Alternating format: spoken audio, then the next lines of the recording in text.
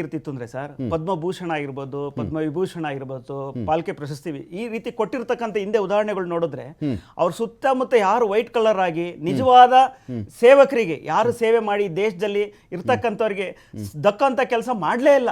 ಇವತ್ತು ಆ ರೀತಿಯಾಗಿ ಒಂದು ಎಲ್ಲ ಒಂದ್ ಕಡೆ ಸೂಲ್ಗಿತ್ತಿ ಅಂತ ನಮ್ಮ ಕಾರವಾರ ಭಾಗದಲ್ಲಿ ಇರ್ತಕ್ಕಂಥ ಶುಕ್ರಮ್ಮ ಅಂತ ಅಂತವ್ರಿಗೆ, ಅದೇ ರೀತಿ ಎಲ್ಲ ಒಂದ್ ಕಡೆ ಸಣ್ಣ ಕೆಲಸ ಮಾಡಿ ಸಮಾಜದಲ್ಲಿ ಒಂದು ಉತ್ತಮವಾದ ಒಂದು ವಾತಾವರಣ ನಿರ್ಮಿಸಿರ್ತಂತವರಿಗೆ ಇವತ್ತು ಎಲ್ಲ ಒಂದ್ ಕಡೆ ಈ ಒಂದು ಪ್ರಶಸ್ತಿಗಳು ನೇರವಾಗಿ ಅವ್ರ ಮನೆ ಹತ್ರಕ್ಕೆ ಹೋಗ್ತಾ ಇದೆ.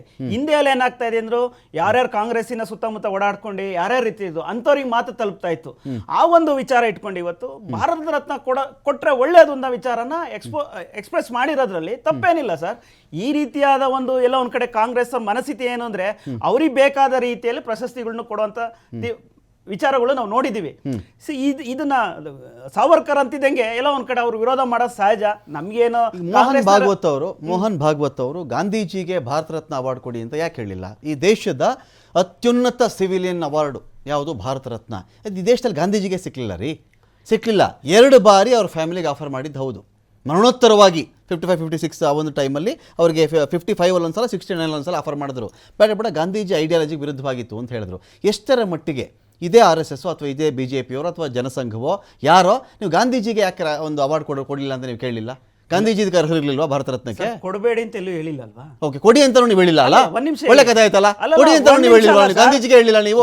ಅಂಬೇಡ್ಕರ್ ಪ್ರಸ್ತಾಪ ಮಾಡಿದ್ರಿ, ನೀವು ಅಂಬೇಡ್ಕರ್ ಪ್ರಸ್ತಾಪ ಮಾಡಿದ್ರಿ, ಗಾಂಧೀಜಿ ಯಾಕೆ ಹೇಳಲ್ಲ ನೀವು? ಗಾಂಧೀಜಿ ಅವರು ನಾವು ಮಹಾತ್ಮರಾಗಿ ನೋಡಿರ್ತಕ್ಕಂಥದ್ದು ಆಯ್ತಾ. ಇವತ್ತು ಹೋರಾಡ್ತಲ್ಲ ಅವ್ರಿಗೆ ಕೊಡಬೇಡಿ, ಅವ್ರನ್ನ ವಿಚಾರ ತರಲೇಬೇಡಿ ಅಂತ ಎಲ್ಲೂ ಹೇಳ್ತಾ ಇಲ್ಲ. ನೀವು ಇದನ್ನು ಮಾಧ್ಯಮದವರು ಮತ್ತೆ ಕಾಂಗ್ರೆಸ್ ಸೃಷ್ಟಿ ಮಾಡ್ತಾ ಇದ್ದೀರಾ ಅಷ್ಟೇ. ಏನಂತ? ಯಾಕೆಂದ್ರೆ ಕೊಡಬಾರ್ದು, ಯಾಕೆ ಕೊಡ್ಲಿಲ್ಲ ಸರ್? ಕೊಡ್ಲಿ, ಸಂತೋಷ ಅಲ್ವಾ? ಒಬ್ಬ ಮಹಾತ್ಮ ವ್ಯಕ್ತಿಗೆ ಕೊಡೋಂಥದ್ರಲ್ಲಿ ತಪ್ಪೇನಿದೆ? ಅದೇ ರೀತಿ ಏನು ಗಾಂಧೀಜಿಯವರ ಹೋರಾಟದ ಯಾವ ರೀತಿ ಕೆಲಸ ಮಾಡಿದ್ರು, ಸಾವರ್ಕರ್ ಅದೇ ರೀತಿ ಮಾಡಿದ್ದಾರೆ ಅನ್ನೋ ಉದಾಹರಣೆ ಇಟ್ಕೊಂಡು ಹೇಳಿರ್ತಕ್ಕಂಥದ್ದು. ಅದನ್ನ ಎಕ್ಸ್ಪ್ರೆಸ್ ಮಾಡೋದ್ರಲ್ಲಿ ತಪ್ಪೇನಿದೆ? ಸೊ ಈಗ ಇಂಥವ್ರು ಮಾಡ್ಲಿಲ್ಲ, ಈಗ ಸಾಕಷ್ಟು ಇನ್ನೂ ಉದಾಹರಣೆಗಳು ತಗೊಂಡ್ರೆ ತುಂಬಾ ಜನದಿದೆ ಸರ್ ಹೆಸರು, ಕೊಡ್ಬೋದು, ಅವ್ರ ಹೆಸರುಗಳು ಉಚ್ಚಾರಣೆ ಮಾಡ್ಬೋದು. ಕೊಟ್ರೆ ಒಳ್ಳೇದು. ಯಾಕೆಂದ್ರೆ ಪ್ರತಿಯೊಬ್ಬರ ಮನಸ್ಸಲ್ಲಿ ಇರ್ತಕ್ಕಂಥ ವ್ಯಕ್ತಿ ಸಾವರ್ಕರ್ಗೆ ಕೊಡಿ ಅಂತ ಹೇಳ್ಬಿಟ್ಟು ಹೇಳುವಂಥದ್ದು ಒಂದು ಮಾಡಿದ್ದಾರೆ, ಖಂಡಿತ ಸ್ವಾಗತ, ಅದರಲ್ಲಿ ತಪ್ಪೇನಿಲ್ಲ. ಸೊ ಈಗ ಸಾಕಷ್ಟು ಅದೇ ರೀತಿ ಕೆಲಸ ಮಾಡೋದು, ಇನ್ನೂ ಒಂದು 10 ಜನ ಕೊಡ್ಲಿ, ನಮ್ದೇನು ಅಭ್ಯಂತರ ಇಲ್ಲ, ಆಗ್ಬೇಕದು. ಯಾಕೆಂದ್ರೆ ಸಮಾಜದಲ್ಲಿ ಯಾಕೆ ದೇಶಕ್ಕೋಸ್ಕರ ಹೋರಾಟ ಮಾಡಿದಂತ ಪ್ರತಿಯೊಬ್ಬ ವ್ಯಕ್ತಿಗೆ ಈ ಒಂದು ಭಾರತ ರತ್ನ ಸಿಕ್ಕಿದ್ರೆ ಬಹುಶಃ ಮುಂದಿನ ಪೀಳಿಗೆ ಯುವಕರು ಕೂಡ, ಮುಂದಿನ ಬರ್ತಕ್ಕಂಥ ಜನರೇಷನ್ಗೆ ಒಂದು ಇನ್ಸ್ಪೈರ್ ಆಗಿ ಮುಂದಿನ ದಿನದಲ್ಲಿ ದೇಶವನ್ನು ಯಾವ ರೀತಿ ಕಾಪಾಡ್ಕೊಬಹುದು, ದೇಶದಲ್ಲಿ ಯಾವ ರೀತಿ ವಾತಾವರಣ ಸೃಷ್ಟಿ ಮಾಡಬಹುದು ಮಾಡೋದ್ರಲ್ಲಿ ಒಂದು ಇನ್ಸ್ಪೈರ್ ಆಗೋದ್ರಲ್ಲಿ ಒಂದು ಅರ್ಥ ಇರುತ್ತಲ್ವ ಸರ್? ಫೈನ್. ಈಗ ಮಹೇಂದ್ರ ಸರ್, ಈಗ ಗಾಂಧೀಜಿಯವರ ಐಡಿಯಾಲಜಿ ದೇಶ ಎಲ್ಲ ಚೆನ್ನಾಗಿರಬೇಕು, ಎಲ್ಲರೂ ಒಗ್ಗಟ್ಟಾಗಿರಬೇಕು, ಕಿತ್ತಾಡಬಾರ್ದು ಅಂತ. ಇನ್ಫ್ಯಾಕ್ಟ್ ಸ್ವಾತಂತ್ರ್ಯ ಬಂದಾಗಲೂ ಕೂಡ ದೇಶದ ಬೇರೆ ಬೇರೆ ಭಾಗದ ಸ್ವಲ್ಪ ಗಲಭೆಗಳಿತ್ತು ಅಂತ ಹೇಳಿ ಸ್ವಾತಂತ್ರ್ಯ ಬಂದದನ್ನು ಕೂಡ ಎಂಜಾಯ್ ಮಾಡೋ ಸ್ಥಿತಿಲಿ ಗಾಂಧೀಜಿ ಇರಲಿಲ್ಲ. ಆ ಗಲಭೆಗಳು ಸ್ಟಾಪ್ ಮಾಡಬೇಕು ಅಂತೇಳಿ ಆ ಕಡೆ ಅವರ ಗಮನ ಇದ್ದದ್ದು ಹೌದು. ಅದಾದ ಮೇಲೆ ಒಂದು 6 ತಿಂಗಳು ಉಳಿಸ್ಕೊಂಡಿಲ್ಲ ಬಿಡಿ, ಅದು ಬೇರೆ ವಿಚಾರ. 1947 ಆಗಸ್ಟ್ 15 ಅವ್ರಿಗೆ ದೇಶಕ್ಕೆ ಸ್ವಾತಂತ್ರ್ಯ ಬಂದಾಗ ಅವರೆಲ್ಲೆಲ್ಲೋ ಗಲಾಟೆ ಬಿಡ್ಸಕ್ಕೆ ಹೋಗಿದ್ದರು.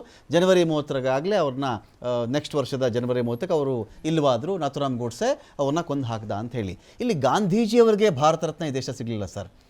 ಅಪ್ರೋಚ್ ಮಾಡಿದ್ರು, ಅವ್ರ ಫ್ಯಾಮಿಲಿಯವರಿಲ್ಲ, ಅವ್ರ ಐಡಿಯಾಲಜಿಗಳಿಗೆ ವಿರುದ್ಧವಾಗಿತ್ತು ಅಂತ ಹೇಳಿದ್ಮೇಲೆ 55 and 69 2 ಬಾರಿ ಮರಣೋತ್ತರ ಭಾರತ ರತ್ನ ಪ್ರಶಸ್ತಿಗೆ ಅವ್ರನ್ನ ಅಪ್ರೋಚ್ ಮಾಡಲಾದರೂ ಫ್ಯಾಮಿಲಿಯವರು ಒಪ್ಕೊಳ್ಳಿಲ್ಲ ಅಂಥೇಳಿ. ಅಲ್ಲಿಗೆ ಸಾಕಾ ಗಾಂಧೀಜಿಯವರ ಫ್ಯಾಮಿಲಿಯವ್ರನ್ನ ಯಾರೋ ಕನ್ವಿನ್ಸ್ ಮಾಡುವಂತಹ, ಒಪ್ಪಿಸುವಂತಹ ಕೆಲಸ ಆಗಲೇ ಇಲ್ವಾ ಈ ದೇಶದಲ್ಲಿ ಅಂತ?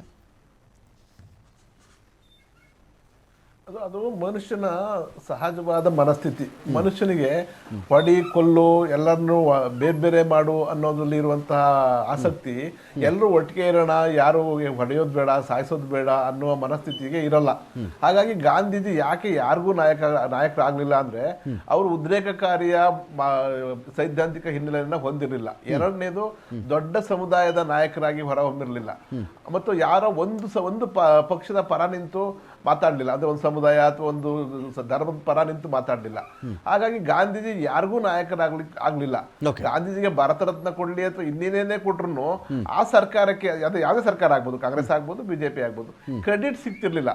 ಯಾಕೆಂದ್ರೆ ಗಾಂಧೀಜಿಯ ಹಿಂದೆ ಒಂದು ಯಾವ್ದೋ ಒಂದು ಸಮುದಾಯ ಇದೆ, ಆ ವೋಟ್ ಬ್ಯಾಂಕ್ ಆಗತ್ತೆ, ಮತ ಬ್ಯಾಂಕ್ ಆಗತ್ತೆ ಅಂತ ಇಲ್ಲ. ಹಂಗಾಗಿ ಗಾಂಧೀಜಿ ಎಲ್ಲೆಲ್ಲೋ ಇಂಟೆಲೆಕ್ಚುಯಲ್ ಇದಕ್ಕೆ ಟಚ್ ಆದ್ರು ಅನ್ನೋದು ಬಿಟ್ರೆ, ಒಟ್ಟು ಇಡೀ ಭಾರತ ಇವತ್ತಿನ ಯುವ ಪೀಳಿಗೆಯ ನಾಯಕರು ಅಂತ ಅದು ಅನ್ಸಲ್ಲ. ಅಂದ್ರೆ ಐಕಾನಿಕ್ ಆಗಿ ಬರ್ಲಿಲ್ಲ ಅನ್ನೋದು ಈಗ ಒಪ್ಕೋಬೇಕಾದಂಥದ್ದು. ಸಾವರ್ಕರ್ ವಿಚಾರ ಈಗ ಇವ್ರಿಗೆ ಯಾಕೆ ಬೇಕಾಗಿದೆ ಅಂತ ಅಂದ್ರೆ RSS ಅವರು ಬಹಳ ಚೆನ್ನಾಗಿ ಮಾತಾಡಿದ್ದಾರೆ.